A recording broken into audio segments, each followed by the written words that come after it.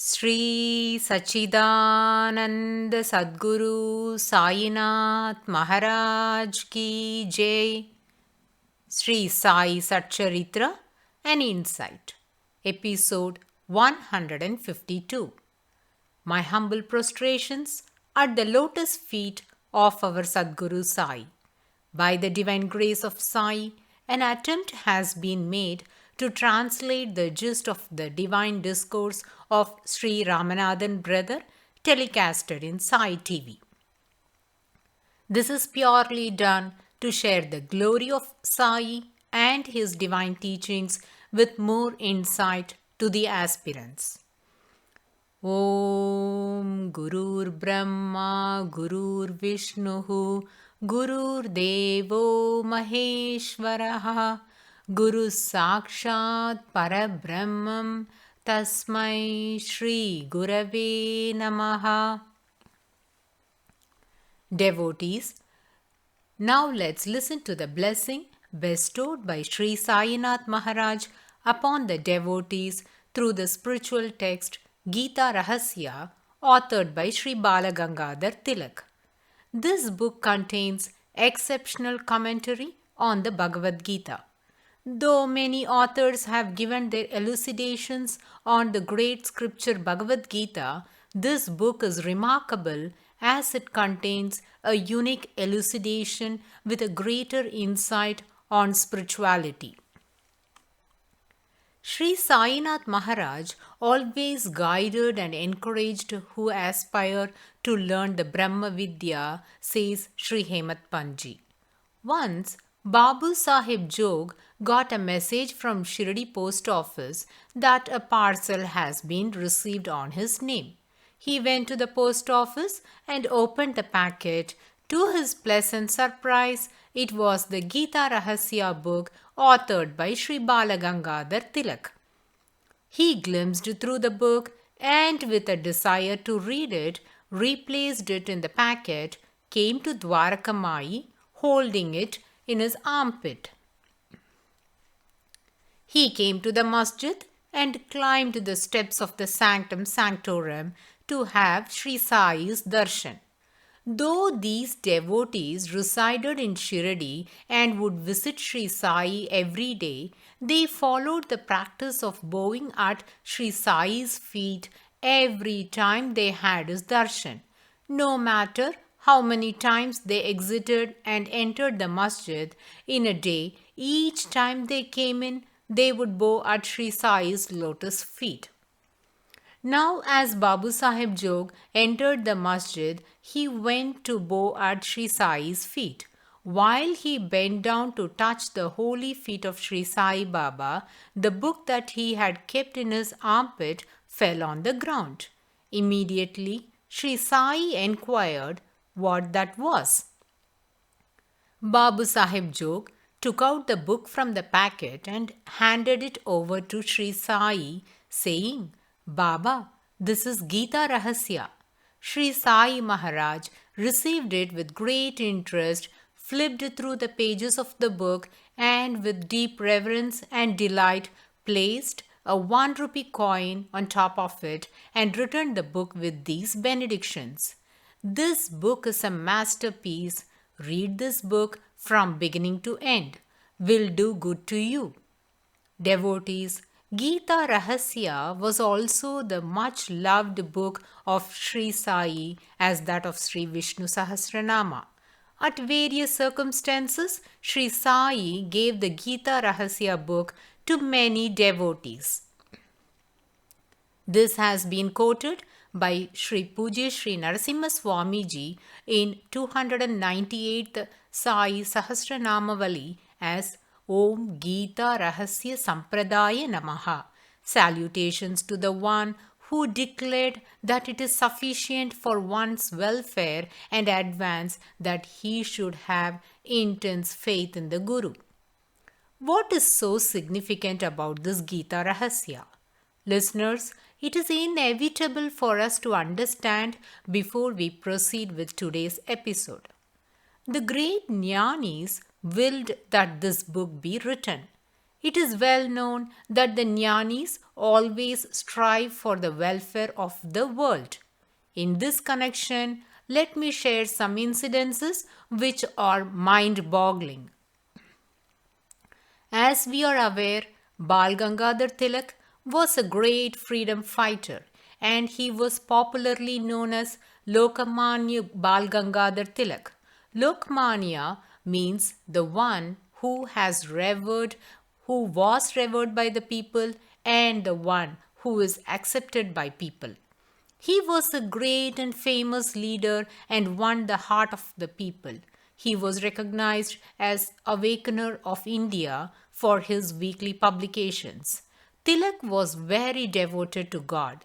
Being born in the states of Maharashtra, the soil of Chhatrapati Shivaji that had revived ancient Hindu traditions, had a strong belief and interest to uphold the Hindu culture and practices. Maratha rulers generally executed even their political or social pursuits with the complete approval and blessings of the great saints. This can be validated through various instances. In fact, though Bal Gangadhar Tilak fought for the independence of India against the Britishers, at every step he wished to proceed with his plan of action with the blessings of the great saints. This is because devotion and faith on God was the part and parcel of life of the Marathas. Bal Gangadhar Tilak had known about the great spiritual master Sri Gajanan Maharaj at Shegaon and thought if he could get his grace, then his freedom struggle movement would be a great success. In this regard, he approached two devotees of Sri Gajanan Maharaj, namely Kolhatkar and Dada Saheb Kaparde. Obviously, listeners must be familiar with the name Kaparde, who was a staunch devotee of Sri Sainath Maharaj. We will also be having a detailed discussion on Kaparde in the coming episodes. As these two were close devotees of Sri Gajanan Maharaj, Bal Gangadhar Tilak wanted to seek their help to invite Sri Gajanan Maharaj to preside over a program that was to be held at a place known as Akola for the commemoration of the founder of the Maratha Empire, Shivaji, which was called as Shiv Jayanti. These festivals were also used by Bal Gangadhar Tilak to build a national spirit beyond the circle of the educated elite in opposition to colonial rule. So, Tilak thought if Sri Gajanan Maharaj would preside over that function, then that will be a greatest blessing for the freedom struggle movement. But they were very much worried if Sri Gajanan Maharaj would agree for this request, as he is a great Avaduta who was a Digambara, that is, the one who doesn't possess or wear any clothes. Such a great saint would not be willing to participate in big gatherings, but if he chairs the function, then that can be considered as the greatest boon, thought Tilak. The devotees thought that it would be a Herculean task to get the approval of Sri Gajanan Maharaj, and with much hesitation they approached him with their request, for which Sri Gajanan Maharaj smirked and gave his consent. So, on April 8, 1908, at Akola, the function was to be held and Sri Gajanan Maharaj was brought for the meeting. The meeting commenced and Tilak was giving his speech, which was a moderate one. While he was talking, Sri Gajanan Maharaj interceded and said, "This talk of yours will lead you to imprisonment."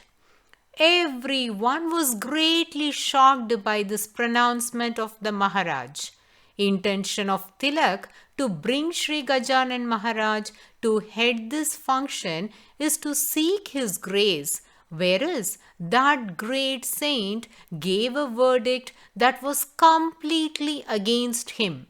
Hearing which, Tilak was disheartened, and the audience were very much worried, as every word pronounced by Sri Gajanan Maharaj will happen. Just as every word spelled by Sri Sai Baba will come true, as such, the political situation was not conducive for Tilak, and everyone feared if he will be put behind the bars.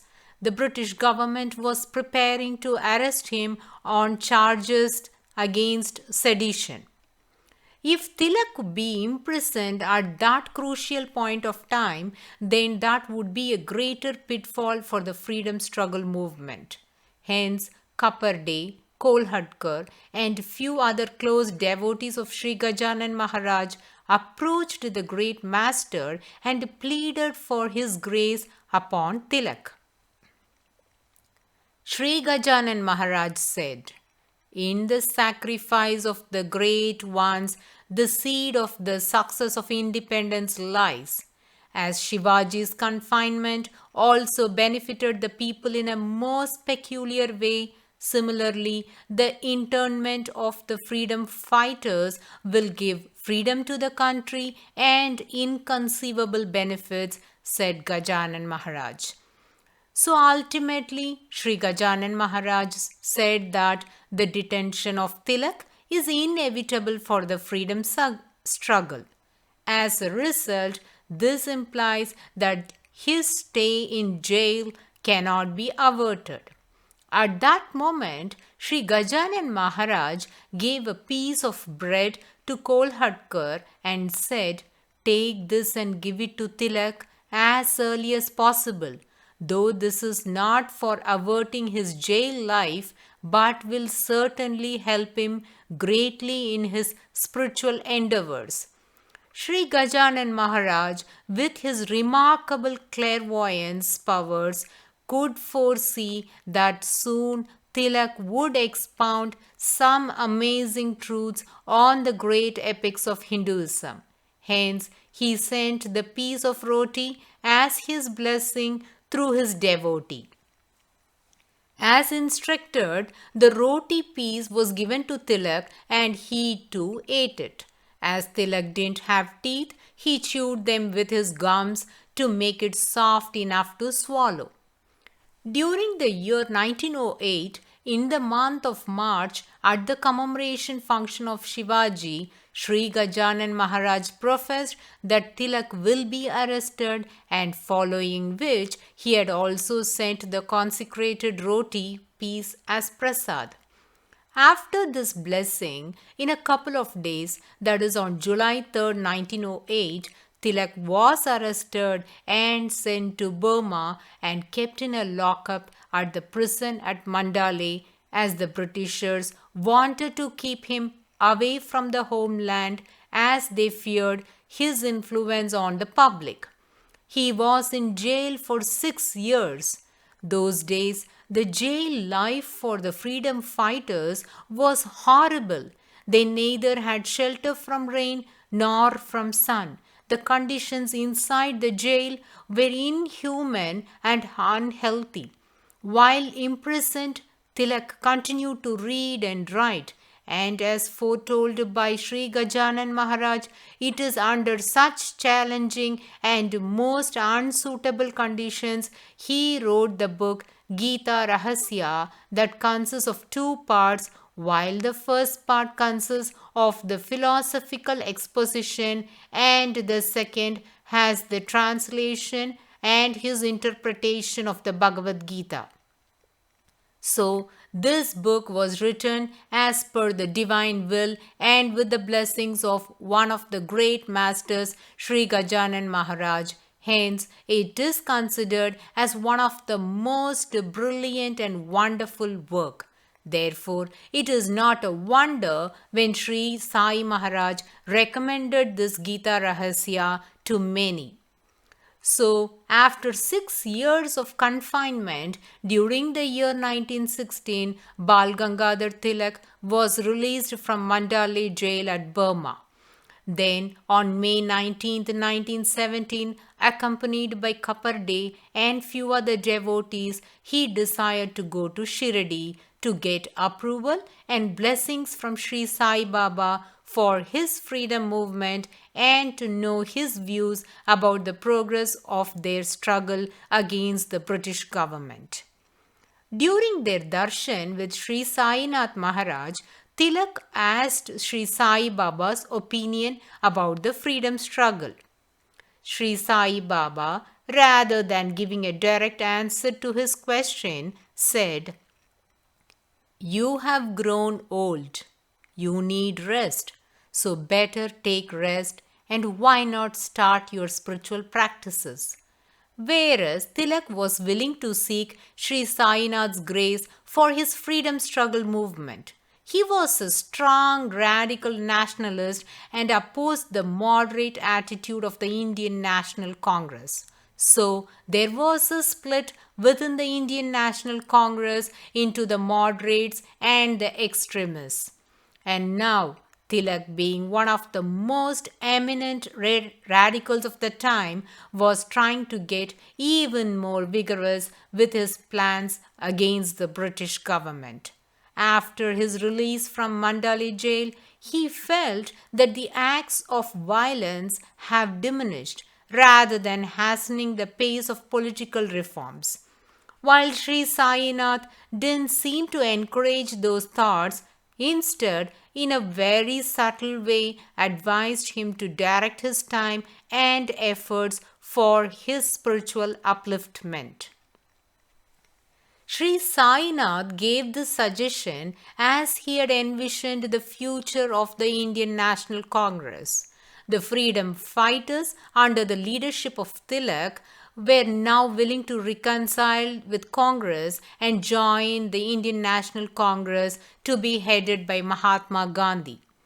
Instead of revealing these bitter realities to Tilak, Sri Sai Maharaj gave a faint statement that you have grown old, you need rest, and work for your spiritual welfare.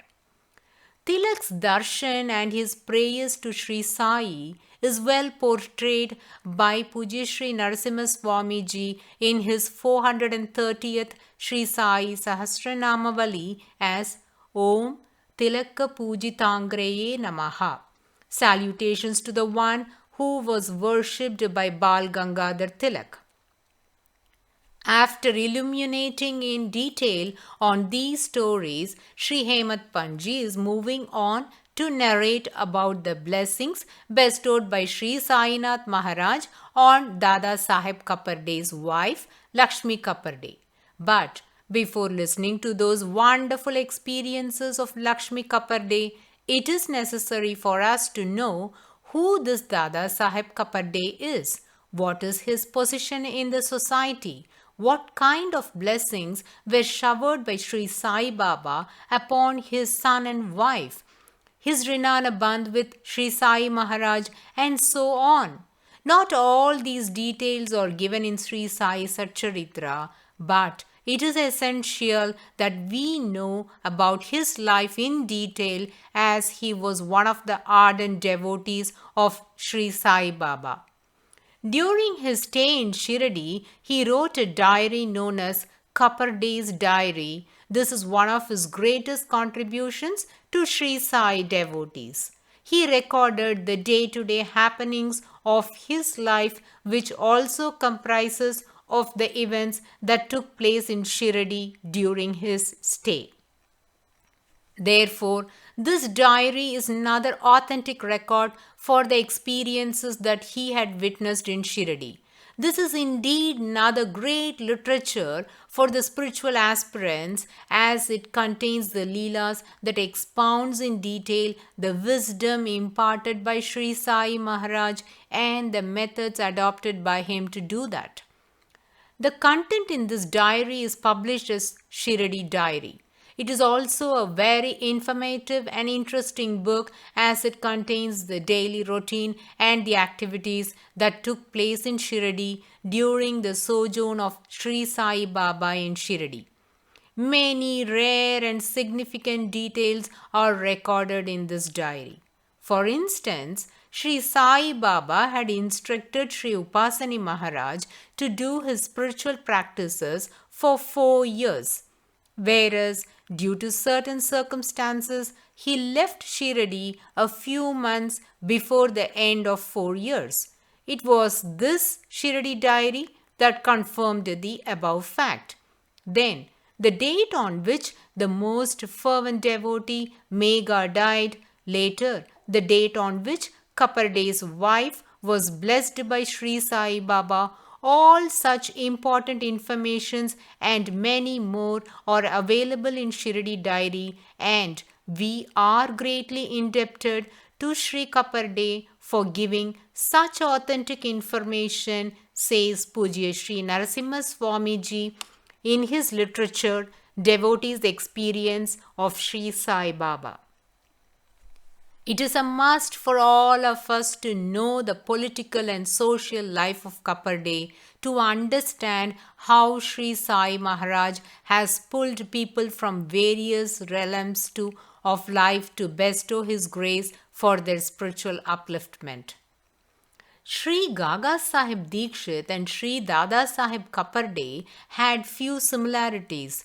They both were famous advocates of that period and, just like Kaparde, maintained a diary that contains various significant details related to Sri Sai Maharaj. Similarly, Sri Gaga Sahib Dikshit also had noted down considerable information about Sri Sai Baba. Both the advocates actively participated in the freedom struggle. Dada Saheb Kaparde was closely associated with Bal Gangadhar Tilak, a radical freedom fighter of the Indian National Congress, and Gaga Saheb Dikshit had close contacts with Feroz Shah Mehta, who belonged to the moderate freedom fighters of the freedom struggle movement. Both these personalities came to Shiradi to seek the grace of Sri Sai Baba, and we shall listen to more mind-boggling stories related to the author of this Shiradi diary, Dada Saheb Kaparde, in the coming episodes. Bow to Sri Sai, peace be to all. Om Sai Ram.